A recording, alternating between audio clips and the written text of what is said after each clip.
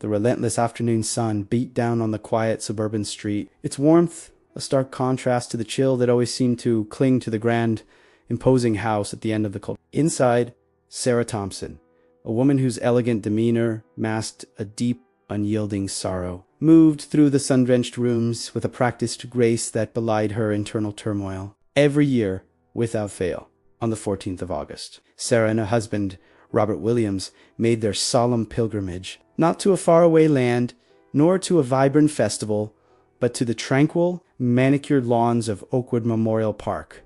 It had been 7 years, 2 months, and 17 days since the world, as they knew, it had splintered into a million irreparable pieces. 7 years since their effervescent 5-year-old son, little Thomas Rodriguez, with his unruly mop of auburn hair, and eyes that sparkled with an insatiable curiosity, had vanished from their meticulously ordered lives. Today was that day again.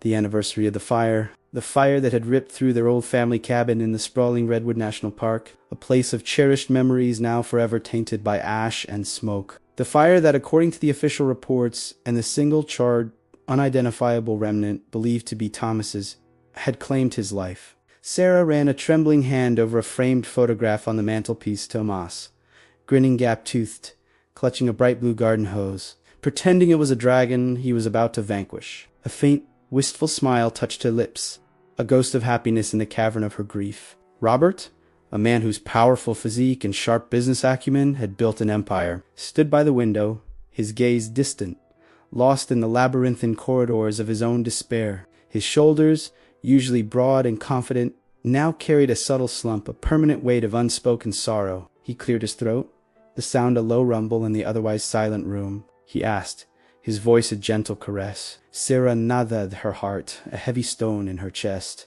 The drive to the cemetery was always a blur, a journey through a landscape that seemed to mock their pain with its vibrant normalcy. As they stepped out of their sleek black sedan, the air was thick with the scent of freshly cut grass and the faint, sweet perfume of blooming roses. As Sarah placed a fresh bouquet of sunflowers, Thomas's favorite, at the base of the stone, her eyes, usually brimming with unshed tears, caught sight of something unusual. A small figure, no older than 10, sat hunched a few rows away, meticulously wiping down a much older, less maintained grave. The child, a boy with sun-kissed blonde hair peeking out from under a faded baseball cap, was clad in worn, oversized clothes, his small hands expertly polishing the weathered marble. What truly caught Sarah's breath, however, was not the boy himself, but the object clutched in his hand, a vibrant, unmistakable blue garden hose. Not just any blue hose, but one that seemed eerily,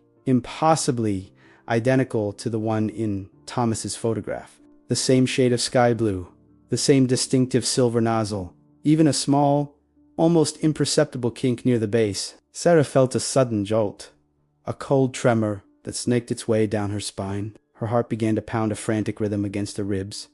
Robert, sensing her sudden stillness, followed her gaze. His eyes narrowed, a flicker of something unreadable passing through them. "Excuse me," Sarah said, her voice surprisingly steady, considering the hurricane brewing inside her. The boy looked up, his eyes a startling shade of hazel, wide and innocent. He couldn't have been more than 9 years old, a year or two older than Thomas would have been now. The boy, seemingly unfazed by the sudden interruption, looked down at the coiled hose in his hands. He said, a slight lisp coloring his words, "My grandpa gave it to me." Sarah felt the blood drain from her face. Her vision swam for a moment, the world tilting precariously. She managed, her voice barely a whisper. Robert, his face now a mask of bewildered confusion, placed a steadying hand on her arm. He asked, his tone gentle, though a steeliness underpinned his words. The boy nodded, pointing to the weathered headstone he had been cleaning. "David Miller, that was him. He passed away last year. This was his, and now it's mine." Sarah felt a wave of nausea wash over her. The hose, the age, the profound coincidence. It was too much. Her mind raced a whirlwind of fragmented memories and impossible questions. Could it be? No, it couldn't. Thomas was gone. The police had confirmed it. The fire, the remains. But the hose. It was so distinctly Thomas's. Sarah asked, her voice trembling now, barely audible. The boy squinted at the worn plastic handle, which, upon closer inspection, did indeed bear faint, almost indistinguishable etched letters. "I think it says TR4 Thomas Rodriguez," he mumbled, tracing the faded marks with a small finger. Sarah gasped, a small, choked sound that echoed in the quiet cemetery. Thomas's full name was Thomas Rodriguez Williams. Robert, his own carefully constructed composure beginning to crack, knelt down to the boy's level. He asked, his voice laced with an urgency he couldn't hide. "Jacob?" the boy replied, his hazel eyes blinking up at them. "Walker, not Williams." A new wave of despair threatened to engulf Sarah. It was just a coincidence, a cruel twist of fate. Another family's tragedy. Another boy with a similar hose, but then a nagging thought pricked at her. Thomas had been just a baby when he'd first received that hose, a gift from Robert's father, Mark Anderson. Hence the TR inscription, meant as a playful nod to the family tradition of passing down names and objects. Sarah's gaze swept over Jacob's face, searching, dissecting. There was something in the curve of his chin, the shape of his nose, a fleeting expression that sent a shiver down her spine. It was a mirror, a faint echo of her son. The grief that had been a constant companion for 7 years now mingled with a terrifying, exhilarating sliver of hope. It was illogical, impossible, yet utterly compelling. The boy, Jacob, sensing their intense scrutiny, shifted uncomfortably. He asked, a hint of concern in his innocent voice. Sarah struggled to compose herself. She knew she was frightening him. "No, sweetie, nothing's wrong," she said, forcing a smile that felt utterly alien on her face. Robert, however, was less inclined to let the matter rest. He pulled out his phone, his fingers moving swiftly. "Jacob, do you live around here?" he asked, his eyes still fixed on the boy, though his attention was clearly elsewhere. "I live with Aunt Carol Moore," Jacob replied, pointing vaguely towards the distant houses. Aunt Carol, not his parents. The pieces, though disjointed and scattered, were beginning to form a disturbing, tantalizing picture. Sarah felt a surge of adrenaline, a rush of conflicting emotions, fear, doubt, and that persistent, illogical hope. It was like standing on the precipice of a cliff, the wind whipping around her, the vast unknown stretching out before her. Could this child, this quiet boy with the familiar hose, possibly be her Thomas? The rational part of her mind screamed no, that it was a cruel illusion, a desperate attempt to find meaning in his senseless tragedy. But her mother's heart, raw and bleeding for 7 long years, whispered yes. Sarah and Robert exchanged a loaded glance, a silent communication passing between them. They had to know more. This wasn't just a coincidence. It felt like fate, a whisper from the universe. The blue hose, the initials, the age, the missing parents, the aunt. Each detail, though seemingly minor, added another layer to the enigma. The image of little Thomas, joyfully spraying water with that very hose, flashed before Sarah's eyes, vivid and heartbreakingly real. The memory was so potent, so deeply etched into her soul, that for a fleeting moment, the years dissolved, and she was back in their garden, watching her son laugh. Could this possibly be a second chance? A miraculous return from the ashes? The thought was terrifying in its intensity, almost too good, too improbable to be true. But they had to pursue it. For Thomas, for their broken family, for the enduring, aching question that had haunted their every waking moment for the past 7 years. The days that followed were a blur of restless nights and frantic phone calls as Robert Williams and Sarah Thompson began to pull at the thin, frayed thread of hope they had discovered in the cemetery. Robert, utilizing his vast network of contacts, hired a private investigator to discreetly look into the life of Jacob Walker and his guardian, Aunt Carol Moore.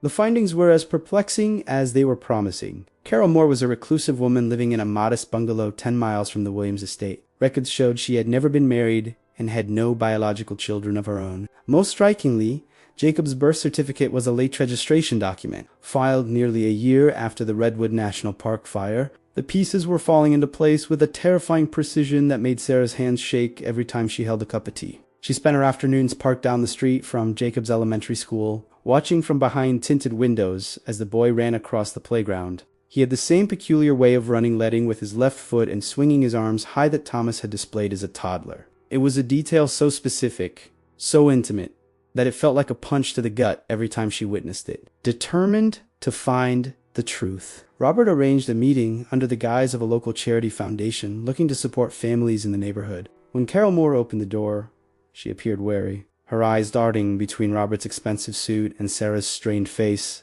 The interior of the house was cluttered but clean, smelling faintly of lavender and old books. As they sat in the small living room, Sarah's eyes immediately went to a shelf where the blue garden hose sat, coiled neatly, as if it were a sacred relic. Robert spoke eloquently about community outreach, but Sarah could barely focus on his words. She was looking at the photographs on the walls. There were plenty of Jacob as he grew, but none of him as a tiny infant. When Robert gently steered the conversation toward Jacob's history, Carol's demeanor shifted from cautious to defensive. She claimed Jacob was the son of her late sister, Nancy Lopez, who had died in a tragic accident years ago. However, when Robert asked for the sister's name or a photo, Carol's voice sharpened, and she abruptly ended the meeting, practically ushering them out the door. That night, the investigation took a dark and unexpected turn. The private investigator, a retired detective named Miller, no relation, called Robert with a breakthrough. He had looked into the fire department records from the night of the Redwood cabin fire. The lead firefighter on the scene that night,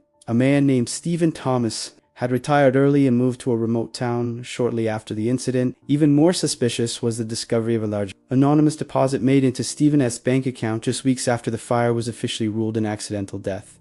Robert and Sarah felt a cold dread settling over them. If the fire wasn't just a tragedy, if it was a cover-up, then who was behind it? The thought that their son might have been stolen while they were being told he was dead was almost more than they could bear. It suggested a level of betrayal that reached into the very heart of their inner circle. They decided to track down Stephen Thomas. They found him in a small town in Oregon, working as a handyman. When they approached him, Robert didn't lead with questions. He led with the photograph of Thomas and the blue hose. The moment Stephen saw the image, his face went ashen, the color draining from his weathered skin, as if he had seen a ghost. He looked at the hose in the photo, then at the desperate, grieving parents standing before him. His hands began to tremble, and he had to sit down on a nearby bench. "I didn't think anyone would ever come looking," he whispered, his voice cracking with a decade of buried guilt. He confessed that on the night of the fire, he had found the boy huddled in a corner of the porch, clutching that very hose, unharmed by the flames that were devouring the cabin. But before he could call it in, he was approached by a man he recognized, someone close to the Williams family, who offered him a sum of money he could refuse to say the boy was gone and to provide a remnant for the forensics team. Stephen's confession blew the world wide open. He revealed that the man who paid him wasn't a stranger, but Robert's own business partner and longtime friend, Shilese. Charles had been embezzling from the company for years and knew that if Thomas remained the heir to the family fortune, his own influence and access to the wealth would eventually be severed. He wanted the Williams family broken, distracted by grief, and ultimately he wanted them childless. Stephen, riddled with a conscience he couldn't quite kill, hadn't been able to hurt the child. Instead, he had secretly handed the boy over to a woman he knew, Carol Moore, a former flame who had always wanted the child and promised to raise him far, away from the Williams name. The emotional weight of this revelation was staggering. Sarah wept, a mixture of agonizing pain for the years lost and a soaring, blinding joy that her son was alive. But the danger wasn't over. Charles Hernandez was a powerful man with a lot to lose, and he had spent 7 years ensuring this secret stayed buried. As Robert and Sarah prepared to confront the truth and reclaim their son, they realized they were up against a man who had already proven he was willing to burn their world down once. They had to act fast, with the police and the DNA results they had secretly obtained from a discarded juice box Jacob had left at the playground. 9% match Jaco viu Thomas. The boy with the blue hose was coming home. But first, they had to ensure that the man who stole him would never be able to hurt their family again. This journey of discovery and the fight for justice is only possible because of viewers like you who believe in the power of truth and the strength of the human spirit. If you're moved by this story of a mother's intuition and a family's resilience, please consider subscribing to our channel. It helps us continue to bring these deep, emotional narratives to life. Also, I'd love to hear your thoughts in the comments. If you were in Sarah's shoes and saw that one small, familiar object from your past in the hands of a stranger, would you have the courage to follow the trail, or would you be too afraid of getting your hopes hurt again? Let us talk about the power of a parent-esque gut feeling in the comments below. The confrontation took place on a rainy Tuesday, the gray sky mirroring the somber atmosphere in Robert's high-rise office. Charles Hernandez sat across from them, sipping a glass of scotch, his posture radiating the unearned confidence of a man who believed his secrets were ironclad. He had arrived under the impression they were discussing a new merger. But as Sarah placed the blue garden hose on the polished mahogany desk, his smirk faltered. Robert didn't start with accusations. He played recording the trembling, gravelly confession of Stephen Thomas. As the retired firefighter's voice filled the room, detailing the bribe and the fake remains, Charles's face transformed from arrogant to ghostly pale. He tried to laugh it off, calling it a pathetic attempt at a shakedown, but then Sarah slid the DNA report across the table. She didn't scream or cry. Her voice was a cold, sharp blade as she told him that the police were already at Carol Moore's. It was not to arrest her, but to protect Thomas while the warrants for Charles's arrest were being processed. The betrayal cut deeper than any physical wound. Charles had been the godfather at their wedding, the man who had held Thomas as a baby, yet he had orchestrated a life of mourning for his best friends just to balance a ledger.